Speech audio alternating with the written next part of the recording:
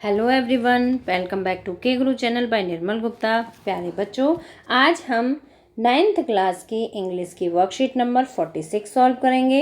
बच्चों, मैं सबसे पहले आपको एंट्रीज बता देती हूँ। आपको अपना नाम लिखना है, क्लास टीचर का नाम लिखना है और डेट लिखनी है 20 अक्टूबर 2020। तो स्टार्ट करते हैं बच्चों आज की worksheet.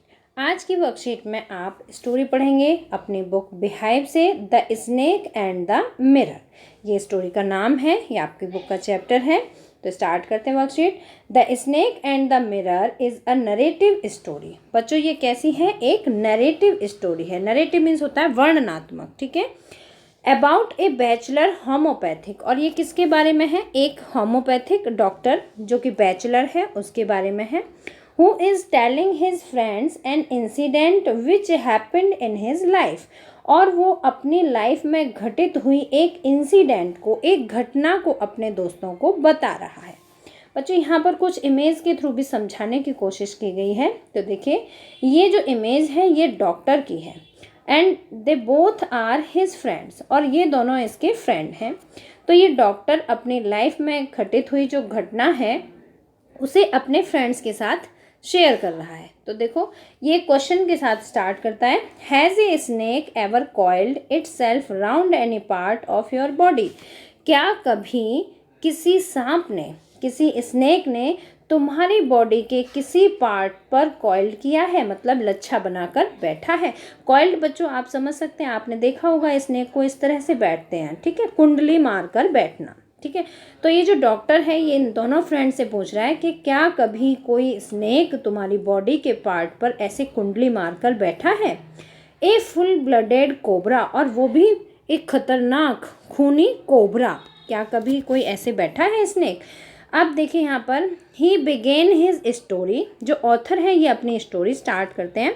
When one night he returned to his rented room, और बच्चों ये अपनी स्टोरी तब उस रात को शुरू करते हैं जब ये अपने रेंटेड रूम, किराए के कमरे पर वापस लौटकर आते हैं।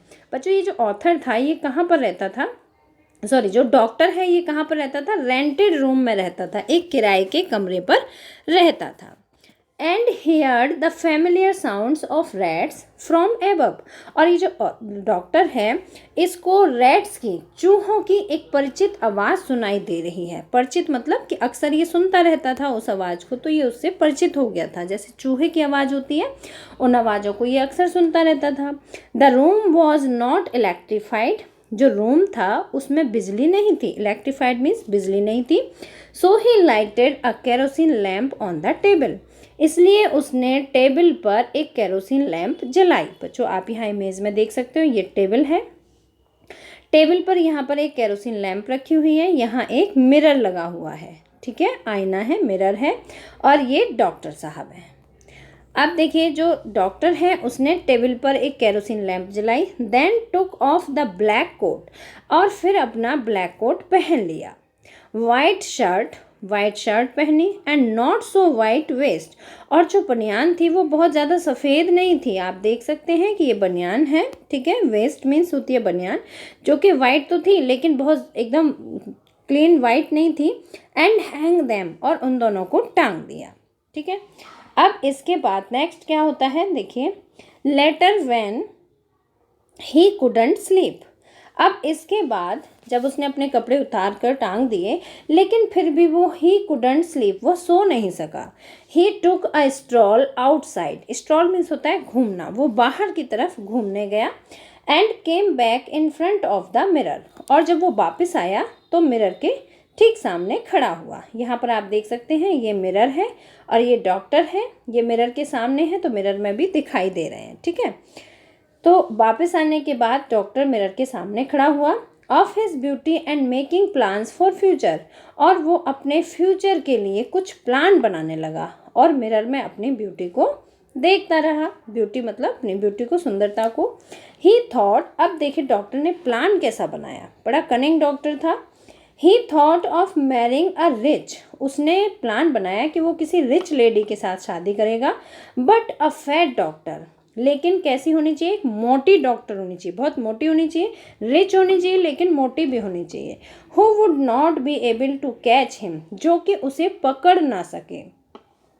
If anything ever goes wrong, doctor सोचता है कि यदि लाइफ में कभी कुछ गलती होती है तो वो भागे, जैसे कोई मिस्टेक कर दे और वो भागे तो वो रिच और मोटी लेडी उसे पकड़ ना सके, तो वो किसी ऐसी औरत के साथ शादी करना चाहता है। The sounds above had stopped, अब ऊपर से जो आवाज़ें आ रही थी वो स्टॉप्ड, रुक गई। And suddenly there was a third sound, और अचानक से थर्ड मीन्स धड़ाम की आवाज़ हुई। Behind him but he ignored it, उसके पीछे बैक साइड में बहुत तेज़ी से थर्ड की आवाज़ हुई। थर्ड मतलब जैसे कोई चीज़ गिरती है तो धड़ाम की आवाज़ होती है, लेकिन उसने उसे इग्नोर कर दिया, मतलब उस पर ध्यान नहीं दिया, फोकस नहीं किया। Now he was sitting on the chair, अब वो चेयर पर बैठा हुआ है। यहाँ पर आप देख सकते हैं ये टेबल है, यहाँ पर केरोसिन ऑयल की लैंप जली हुई है, ये मिरर है और यहाँ पर डॉक्टर बैठे हुए हैं। ठीक है, डॉक्टर आकर टेबल चेयर पर बैठ जाता है and try to look behind for the reason of the sound, और फिर पीछे की तरफ मुड़ के देखता है कि क्या रीज़न था जो आवाज़ आई थी। Suddenly a snake रिगल्ड over the back of the chair, अचानक से एक स्नेक, यहाँ पे आप देख सकते हैं ये डॉक्टर बैठे हुए हैं और इनके स्नेक यहाँ पर चेयर पर आ गया। ठीक है, a snake रिगल्ड over the back of the chair, chair की बैक पर पीछे यहाँ पर आ जाता है।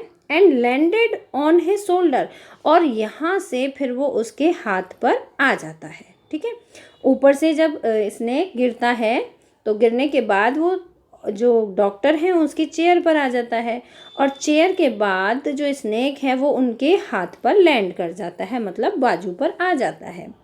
एंड इट रिकॉल्ड इटसेल्फ, और अपने आप को रिकॉल्ड कर लेता है, इस तरह से कुंडली मारकर बैठ जाता है।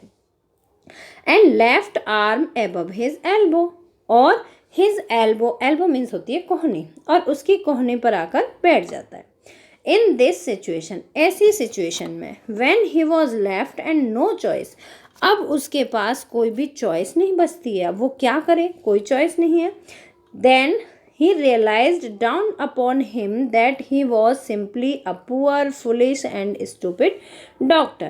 अब डॉक्टर को रियलाइज़ होता है, जब उसके पास कोई ऑप्शन नहीं बचता, कोई चॉइस नहीं बचती, क्योंकि वो यहाँ से मूवमेंट नहीं कर सकता, वो यहाँ से हिल नहीं सकता, बिकॉज जो स्नेक है वो उसकी हैंड पर बैठा हुआ है, तो वो यहाँ से कोई मूवमेंट नहीं कर सकता, कोई चॉइस नहीं बची उसके पास। तब उसे रियलाइज़ होता है कि वो एक सिंपल, बिल्कुल साधारण, पुअर, गरीब, फुलिश, मूर्ख एंड स्टूपिड डॉक्टर है। तब डॉक्टर को ऐसा रियलाइज़ होता है कि वो एक simple, poor, foolish and stupid doctor है। एट द वेरी मोमेंट, इसी क्षण, the snake turn and saw it's reflection in the mirror.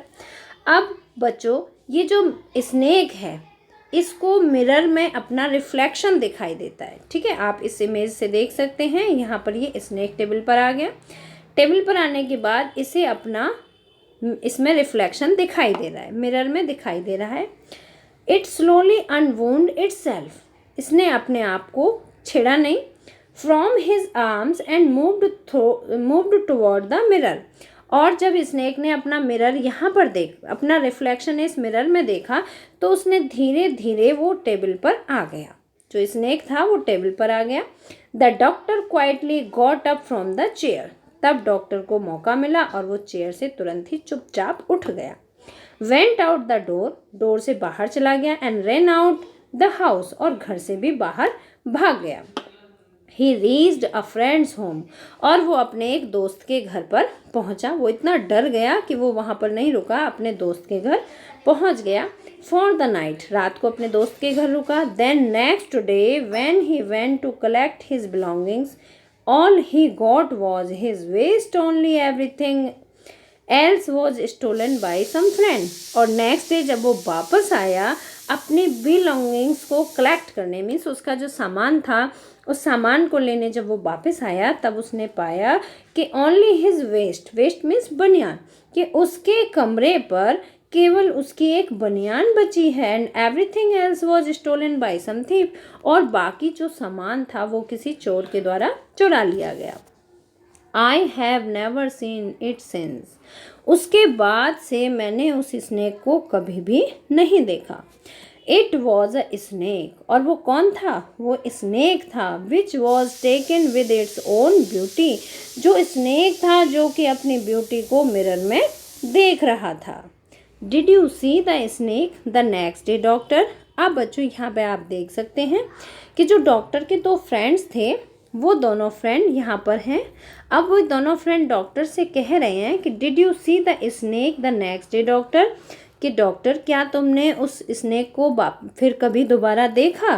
तो जो डॉक्टर है वो रिप्लाई कर रहे हैं, I have never seen it since, उस दिन के बाद मैंने उसे फिर कभी भी नहीं देखा। Hence the doctor self discovers that he is a vain and foolish man. तब उस डॉक्टर ने अपने आप इस बात का पता लगाया कि वो एकदम बिल्कुल बेकार और फुलिश मैन है, मूर्ख व्यक्ति है। It is the moment of crisis which helps him realize, ये वही क्राइसिस टाइम था जो बहुत ही विपत्ति का समय था। इस समय ने उसे रियलाइज करवाया that he is a poor foolish and stupid, कि वो बिल्कुल गरीब, मूर्ख और stupid डॉक्टर है। So students, I hope all of you understand this whole story. अब बच्चों जो स्टोरी है इसके बेसिस पर कुछ क्वेश्चंस दिए हुए हैं। Now on the basis of your reading of story answer the following questions. अब आप दिए हुए क्वेश्चंस के आंसर देंगे। तो फर्स्ट क्वेश्चन है बच्चों, आप क्वेश्चन वर्कशीट से नोट करेंगे। फर्स्ट क्वेश्चन है, why did the narrator light a kerosene lamp? Narrator ने केरोसिन लैम्प क्यों जलाया? तो बच्चों क्यों जलाया था, फर्स्ट क्वेश्चन का आंसर आप यहाँ से नोट करेंगे। The narrator had to light the kerosene lamp because the room did not have electricity, क्योंकि रूम में बिजली नहीं थी। सेकेंड क्वेश्चन बच्चों यहाँ से आप नोट करेंगे, What familiar sounds did the narrator hear in his room? कौन सी फेमिलियर आवाज़ें थी जो कि नरेटर ने अपने रूम में सुनी थी? तो बच्चों सेकंड क्वेश्चन का आंसर है, the narrator hear the familiar sound of movement of some animals on the beam. उसने कुछ एनिमल्स की आवाज़ें बीम पर सुनी। बीम होती है बच्चों रूम की वो बीम जिस पर कि छत टिकी हुई होती है ना। तो उस बीम पर कुछ एनिमल्स की मतलब चूहे की आवाज़ उसने सुनी थी। He thought that the sound was being made by rats as always. और उसे लगा कि वो जो आवाज़ें हैं वो चूहे के द्वारा की गई हैं जो कि वो हमेशा सुनता है। Now come to question number third question है, What was the narrator doing in front of the mirror? Doctor mirror के सामने क्या कर रहा था? तो थर्ड क्वेश्चन का आंसर है बच्चों, he began self-appreciating himself or his beauty and making a plan for future to marry a rich but fat doctor. जो डॉक्टर था वो अपने आप को सेल्फ एप्रिसिएट कर रहा है, अपनी प्रशंसा कर रहा है, अपनी ब्यूटी को देख रहा है और हिज ब्यूटी अपनी सुंदरता की और अपनी वो प्रशंसा कर रहा है एंड मेकिंग अ प्लान, और वो एक प्लान बना रहा है for future to marry a rich. वो क्या प्लान बना रहा है फ्यूचर के लिए कि वो एक रिच लेडी से शादी करेगा बट फैट डॉक्टर, जो कि मोटी होगी, रिच होगी बट फैट होगी। Now come to question number fourth, suddenly the sounds above stopped. अचानक से जो ऊपर से आवाज़ें आ रही थी वो रुक गई। Why do you think the sounds stop? आपको ऐसा क्यों लगता है कि वो आवाज़ें रुक गई थी? तो फोर्थ क्वेश्चन का आंसर है बच्चों, the sound stop because the snake fell from the roof over the narrator's chair. जो आवाज़ आ रही थी वो इसलिए रुक गई क्योंकि जो स्नेक था वो नरेटर की चेयर के ऊपर छत पे से गिर पड़ा था। ठीक है, इसलिए ऊपर से आवाज़ें आना बंद हो गई थी। फिफ्थ क्वेश्चन है बच्चों, what did the narrator realise at the time of crisis? Crisis के समय नरेटर ने क्या रियलाइज किया? तो फिफ्थ क्वेश्चन का आंसर है, the doctor felt like a poor foolish and stupid person. Doctor ने महसूस किया कि वो एक पुअर फुलिश और स्टूपिड पर्सन है। When the snake was coiled around his arm, और ये कब महसूस हुआ? वो जो क्राइसिस पीरियड था वो कौन सा था? जब स्नेक उसकी बाजू पर कॉइल्ड बनाकर बैठ गया था, कुंडली मारकर बैठ गया था। वो टाइम डॉक्टर के लिए क्राइसिस पीरियड था। Now come to question number next. Have you ever seen an animal look into a mirror? क्या आपने कभी किसी एनिमल को मिरर में देखा है? तो अगर आपने देखा है तो आप लिख देंगे yes. What do you think it sees? आप उसे देख के आपको कैसा फील हुआ? तो आप जो भी आपको फील हुआ है बच्चों वो आप इसका आंसर यहाँ पर लिखेंगे। ठीक है, जैसे आप लिख सकते हैं आई फेल्ट नर्वस। ठीक है, आप इस तरह से भी लिख सकते हैं कि मुझे उसे देख के नर्वस फील हुआ बहुत। और भी आप जो आपके मन में फीलिंग आए वो आप यहाँ पर लिख सकते हैं। अगर आपको बहुत ब्यूटीफुल लगा है तो आप वो भी लिख सकते हैं। Okay, now come to question number next. Wriggled, landed, sitting and look, we all are. अब बच्चों ये जो वर्ड्स हैं यहाँ पर दिए हुए हैं ये सभी क्या हैं? देखिए, रिगल, लैंडेड, सिटिंग, लुक, ये जितने भी वर्ड्स हैं आर ऑल एडजेक्टिव्स। नहीं, एडजेक्टिव नहीं है। प्रीपोजिशन भी नहीं है, एडवर्ब्स भी नहीं है, तो ऑल आर वर्ब्स। ठीक है, तो आप यहाँ पर फिल कर देंगे वर्ब्स और यहाँ पर आप फुल स्टॉप लगा देंगे फिर लास्ट में। ओके, जब आप आंसर लिखेंगे तो आप यहाँ पर ऑल वर्ब्स लिख के फुल स्टॉप मेंशन करेंगे। Next question is which of the given below words is an antonym of crisis? तो क्राइसिस का एंटोनिम बताना है, यहाँ पर विलोम शब्द बताना है क्राइसिस का।